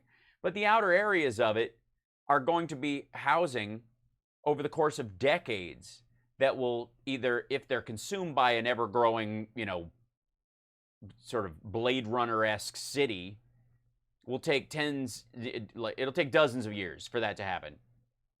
But outside the ring of that, that's where the single family homes would be. And if people buy the land, they can do what they want with it. This is so weird. They want to, the radical left wants to get rid of neighborhoods where there would be bike paths. Enforcement, while at the same time destroying our great suburbs. The suburb destruction. The suburb destruction. It's like the purge of the Pier 1 catalog. Will end with us next week. Next week, it's all over. The suburbs are just pow. We'll be discussing the AFFH rule. AFFH rule, a disaster. And our plans to protect the suburbs from being obliterated by Washington Democrats, by people on the far left that want to see the suburbs destroyed, that don't care. People have worked all their lives to get into a community, and now they're going to watch it go to hell. It's not going to happen. Not while I'm here. That's the big fight. This is him trying to win back college-educated white women in the suburbs. They're going to come for your soccer moms. You watch it. The black guys from the city are going to start driving around your suburb. The Biden-Bernie plan would also use the weapon of federal regulation to tie the hands of our police departments by abolishing cash bail. Think of that.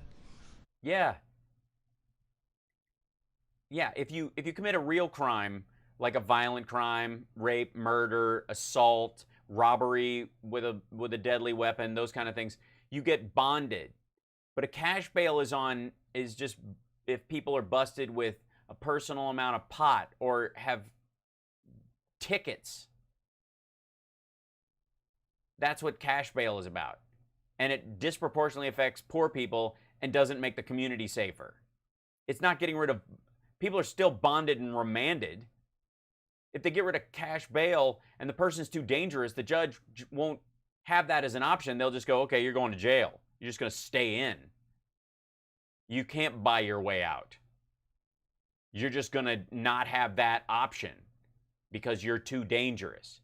If you don't, then why the hell if somebody doesn't have enough money to pay parking tickets, they sure as shit don't have enough money to pay cash to get out of jail, and then they lose their job and what money they would have been taking in to feed themselves. It's like a pathway to homelessness. It's dumb. Think of that, bail. Yeah, which is different than bond. No problem. They killed somebody, let them out. No. No. You're not going to make bail if you kill somebody. Take a look. Nobody has enough. And by the way, if you're saying about like a cash bond where you're rich and you're like Phil Spector and you can put up $500,000. I mean, if you want to make a case that you're for that rich people could buy themselves out of a bond with cash, then knock yourself out. Let's hear the argument. What's happening? Crime in New York City up 368% from just a short while ago. Yeah, from the lockdown, you mean? They got rid from and again, percentages are a per capita based concept. And you know, when you say per capita, there's many per capitas. It's like per capita relative to what? Of a lot of police, and they're in the process of doing it $1 billion. They probably want to abolish. It's not even believable. When I first heard about it, when you first heard about it, you didn't think it was real. You didn't think it was believable. No. And it isn't. It's like the Green New Deal. How crazy is that? But they're actually trying to put it into play. It'll mean the end of this country. So by getting rid of bail, you know, shit has to pass the House and the Senate, and people vote on it, and there are state regulations and their constitutional rights, you know, that the Green New Deal would not be able to violate, and there would be checks and balances in the court systems against it, and the only parts of it that satisfied all those aspects would be able to survive like any other bill.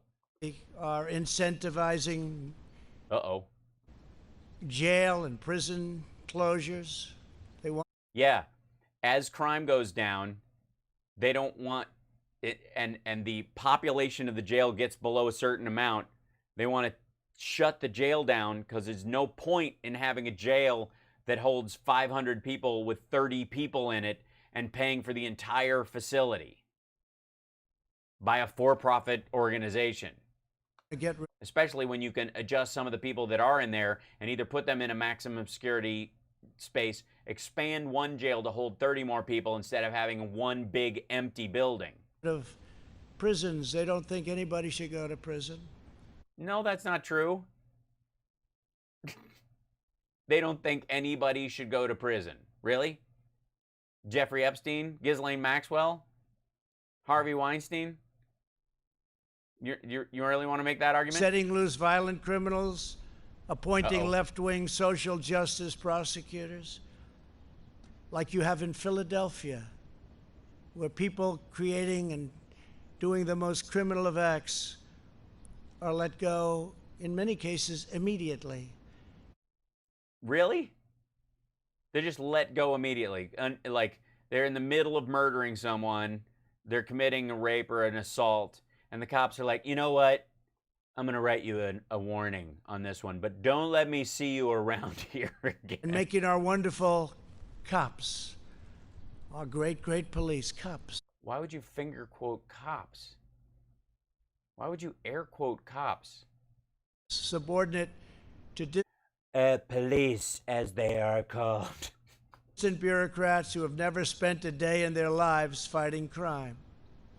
Like you have? You just released a felon who threatened a witness.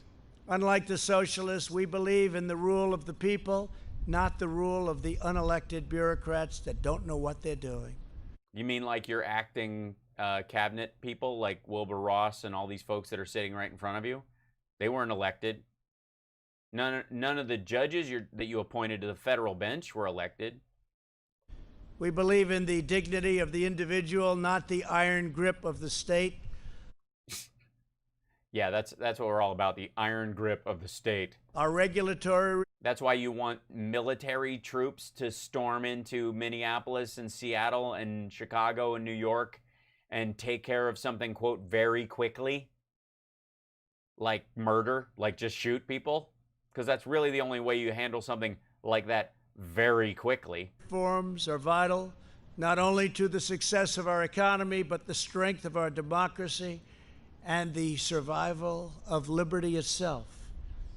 My administration will continue pressing forward until we have made every last vestige of Washington fully, completely, and totally accountable to the citizens of the United States. We have a representative government. If it's completely and totally accountable, release your taxes.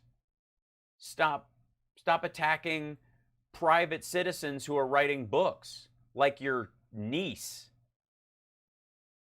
If the American people have every right and privilege available to us by the Constitution, then stop curtailing people's First Amendment rights to testify in open court or in the Congress, for that matter. Release the Mueller grand jury testimony transcripts. That would be a complete like release of all government control, wouldn't it? I mean, you could black out the parts that are would let us know the location of the agents, the intelligence agents that found out some of the information, those kind of things. You could definitely redact those things. I'm not a big believer that everybody needs to know everything, because anything we as citizens know, obviously our enemies will know just as quickly. So there's some natural limitations on the kind of stuff you talk about. I mean, Churchill wasn't announcing troop positions during World War II. It's kind of dumb. But everything else you can talk about. So why not release it? Our faith. Or do you want to just keep using the iron grip of Washington? In the workers who power our country, the doctors who care for our country, the truckers who sustain our country, and the farmers and ranchers who preserve our country in all of its majestic beauty. Yeah, except the farmer that you brought that apparently is dumping pesticides or pig shit into the aquifers and poisoning the people in town. What majestic beauty are you talking about? Again, this asshole came up and said he was being strangled by regulations and it was a nightmare without telling us what he wanted to do that the federal government said no to. The American people are the ones who made our nation great, and together we will make it greater by far than ever before. God bless you, and God bless America. Thank you very much for being with us. Thank you very much. Thank you. Thank you very much. This is like when he had the cops and the people that they rescued. First of all, no one is surprised that cops rescue people all the time around here anyways. I know people love to pick on cops as a general rule, and it's because, you know, it's like I used to have this joke in my act about how I used to think I hated cops, and it turns out I just hate cop cars, because anytime I see one when I'm driving, I'm like, son of a, you know, we all have that kind of attitude towards them. And again, cops are like infrastructure or the medical system. Until you need it, you don't really give a shit about it. It doesn't take up a lot of brain pan the rest of the time. But this guy was hiding behind cops saying, I'm the law and order president, while calling FBI people scum for following genuine leads that led them to listening in to Russians who were engaged in spying activity in the United States and members of his administration and his transition team and his campaign who were talking to them illegally all the time. Again, if you call Scarface 100 times, after the 10th time, the cops who have a warrant for Scarface's phone are going to want to go to the judge and go, this asshole, I thought he was butt dialing for a while, but I'm fairly certain this is a meaningful call and we'd like to find out who it is. But obviously, like, he was hiding behind these cops, and it was all cops who had delivered babies or stopped, in one case, a baby who was choking on breast milk. I'm still processing that one. But good on him, and glad he was there, and lucky for that family, and what a lovely thing. But the cases that he brings about are not indicative of, when you're talking about police violence, for example, bring on a cop. Here's a good idea. Here's a great idea. Bring on a cop who was injured during an arrest or a stop with somebody and didn't kill the person. Because there's lots of them. There's lots of cops who were either shot or injured by an assailant that they themselves either tased or took down by hand, or their partners did. That's a great story. And it would remind people what cops go through. And it wouldn't take a half an hour on the internet to scan through and find a bunch of cases like that and fly those cops in and have them sit at a round table and show people what they go through. Did he do that? No. He brought a bunch of people in that are completely unrelated to what's going on. You had one lady who was like, I lost my phone, and this dude said he found it at 2:30 in the morning. I was like, that sounds sketchy. And I had the cops come over, and it turns out the guy just gave me my phone, but they stopped him and they asked him, and he really did find it. And that was like, yeah. And absolutely, domestic violence, Maria, is a great example. Like, the domestic violence cases are the most dangerous cases that cops go on, because they're often dealing with a violent person who's attacking another person already keyed up in that. And oftentimes, in protecting one person, that person that they're protecting will turn around and attack them once they start arresting or taking the person that was doing the initial attack. Like, it's awful. Cops go through this shit all the time. They are the social brooms of this society when it comes to domestic violence, especially. And it ends up being a double-edged sword for them, because they can get attacked by either party in the process of trying to save a life. It's awful. Bring them out. Talk about how their life was endangered. They don't. He brought in this housewife and her husband, and the cop, like, and a police officer from the area was like, yeah, I called the cops, and it turned out it was nothing, but he gave me my phone back. And like, what kind of lazy bullshit? And it doesn't do any good. It doesn't actually help the cause of making people understand what cops go through. It's beyond egomaniacal and weak and him using cops as human shields, it's also completely ineffective. It's just garbage. If I were president and you had situations where you had the George Floyd situation and Chauvin went down and you would go, this is an absolute travesty. It's horrifying. We need to make sure that we have a system in place. And by the way, this is what Obama did. They put the cops, quote unquote, the cops system in place to try look at the troubled spots across the country where they had issues of policing and excessive force and all those kind of things, to try and create a system by which you tamp down the cases of it and you manage it in a giant country with a lot of human interactions between cops and civilians all the time, many of which are very dangerous for both the citizens and the cops all the time, mixed with suicide by cop and all this other stuff. So they put the Obama-Biden administration put the cops system in place. In the cabinet, they were working on this. Trump scuttled it in 2017. It was one of the first things he got rid of.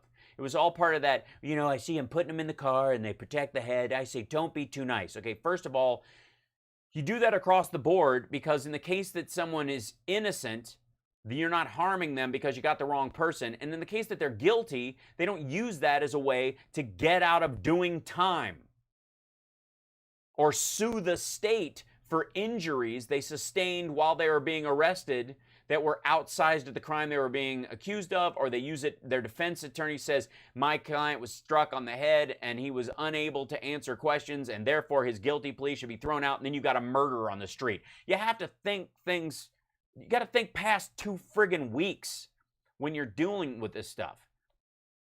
But what did he do when he's dealing with the cop issue? Did he bring in cops that deal with these domestic violence things? Did he bring in any of the innumerable numbers of cops? And by the way, if you want to scan the internet for the cops getting shot at traffic stops before they ever say a word, not harassing somebody in the front of the car, being rude or whatever. I mean, before they even knock on the window, being shot and killed, or cops just being assassinated over the last few years, just sitting in their car because somebody feels like they want to take out a couple of cops.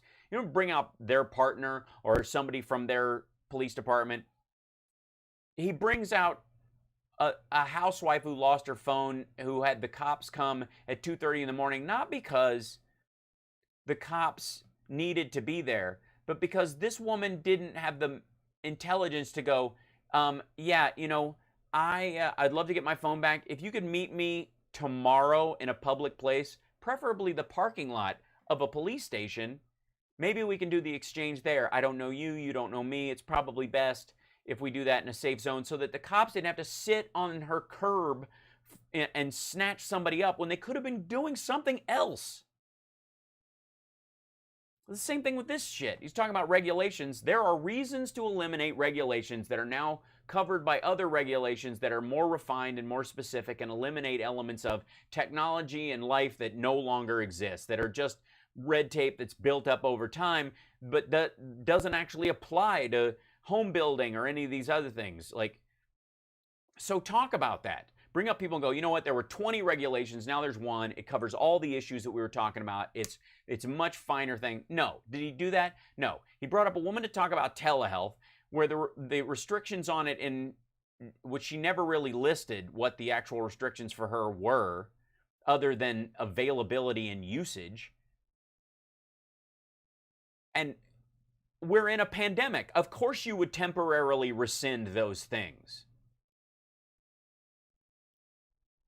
There's no administration who wouldn't go, yeah, we needed to put a temporary hold. If there's a good reason to not have telehealth in some diagnoses and some other stuff, right now is probably not the time to test those limitations. We're gonna loosen those regs a little bit right now. We might tighten them up later to save lives if it turns out that's necessary. But there's not a single administration that would, in this situation, tighten telehealth.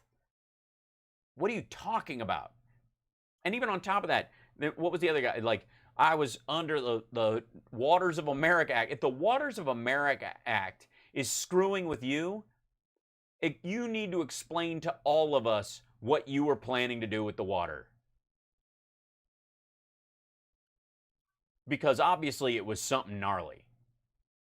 And then the dude from the New Jersey car plant, or the car dealership that sells trucks, and they're selling more trucks, and the reason they're selling more trucks is because they're more fuel efficient, they have better powertrains, and they are increasingly electric.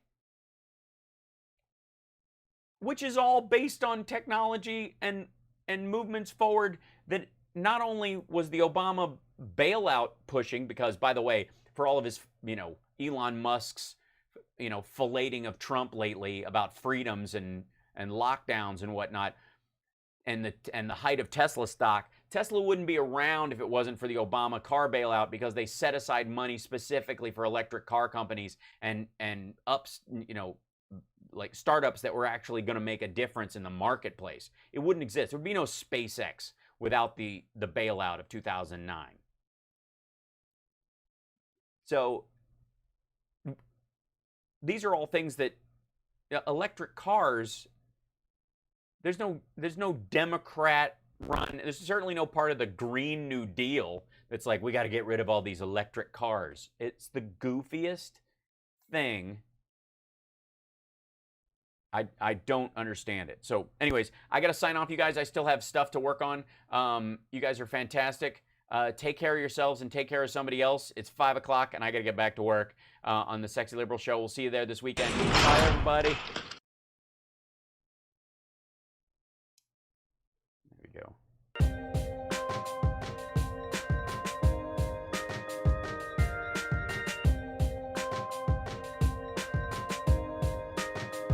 Cam, FaceTime.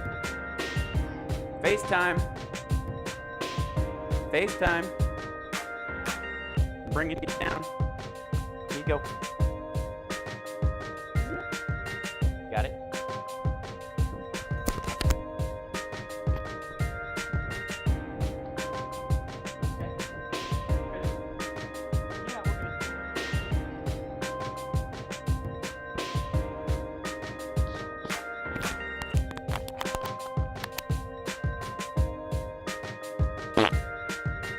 Once it was reluctantly aroused. It was hard to get it aroused, and it is hard to get it aroused, but we got it aroused. A lot of very bad things are happening in Nicaragua. Did you hear that? Yeah. It's a dick for. What's a dick for? To pee with. Thanks, Philly Dana. By the way, thanks, Philly Dana. I know my mic goes on. It's totally cool. We just have family FaceTime at this time every Thursday, which is why we used to do our shows later. But I appreciate you guys hanging around. I've got more Sexy Liberal stuff to work on, so I will talk to you guys tomorrow.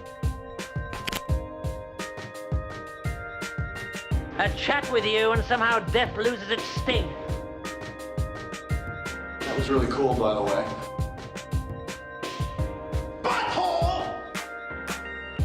How, in the name of Zeus's butthole, did you get out of your cell? Guy Coke! I'm your huckleberry.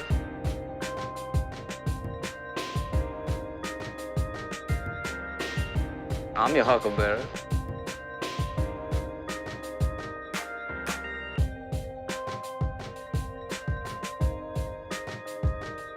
I'm your huckleberry. It's good to be the king. Hail to the king, baby. All I'm offering is the truth. Groovy. Groovy.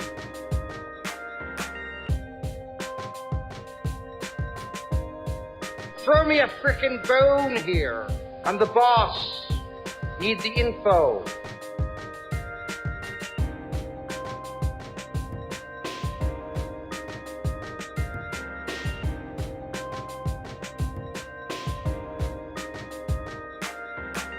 To be a moron, to be moronical, an imbecile, like the dumbest motherfucker that ever lived. We're honored to have with us today our amazing Vice President, Mike Pence, and his wonderful wife, Karen.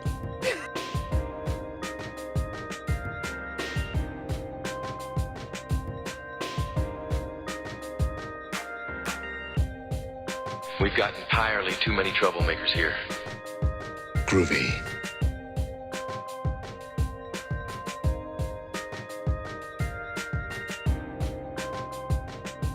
And you know, when you say per capita, this many per capita, it's like per capita relative to what? Man, you are one pathetic loser. You have nobody guarding your potatoes.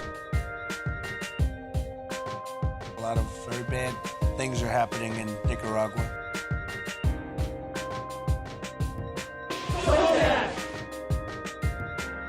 I was thinking of the immortal words of Socrates, who said, I drank what? Beef jerky? Oh, no, son, thank you very much. No, it gives me the wind, something terrible. Oh. Sorry, I farted. Heat! Hands! Now! Take off, eh? I'm your father, Luke. Give in to the dark side of the Force, you knob. Groovy. Throw me a frickin' bone here. Call me Snake. I'm rich and I'm dead sexy. I'm just a happy camper.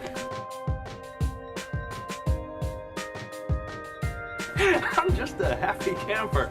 I'm a land farmer, motherfucker! I'm dead sexy. It's like I picked the wrong week to quit amphetamines.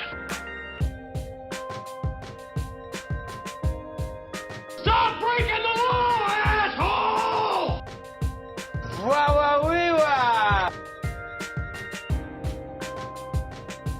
Well, it's a well-known fact, Sonny Jim, that there's a secret society of the 5 wealthiest people in the world, known as the Pentaveret, who run everything in the world, including the newspapers, and meet tri-annually at a secret country mansion in Colorado known as the Meadows.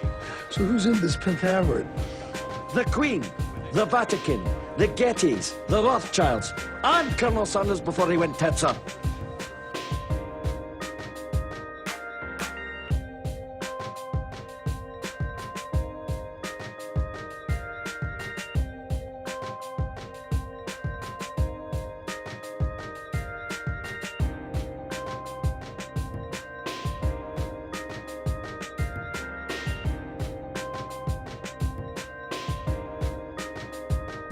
I am a HAL 9000 computer. Let me put it this way, Mr. Raymer.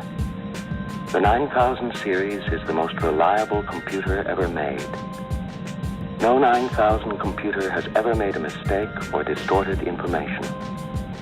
We are all, by any practical definition of the words, foolproof and incapable of error.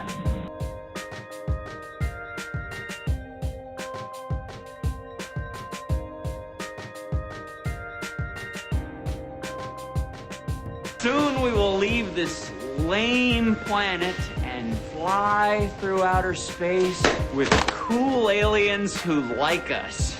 It is going to be awesome! Zoltan!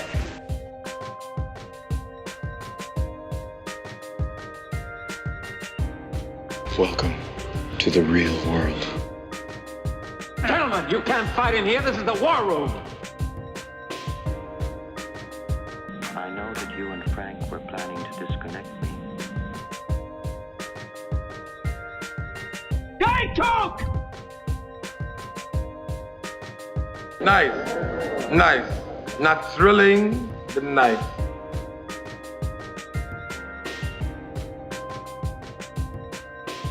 I'm rich and I'm dead sexy. Groovy. Something strange happened to me this morning. Was it a dream where you see yourself standing in sort of sun god robes on a pyramid with 1,000 naked women screaming and throwing little pickles at you? No. Why am I the only person that has that dream?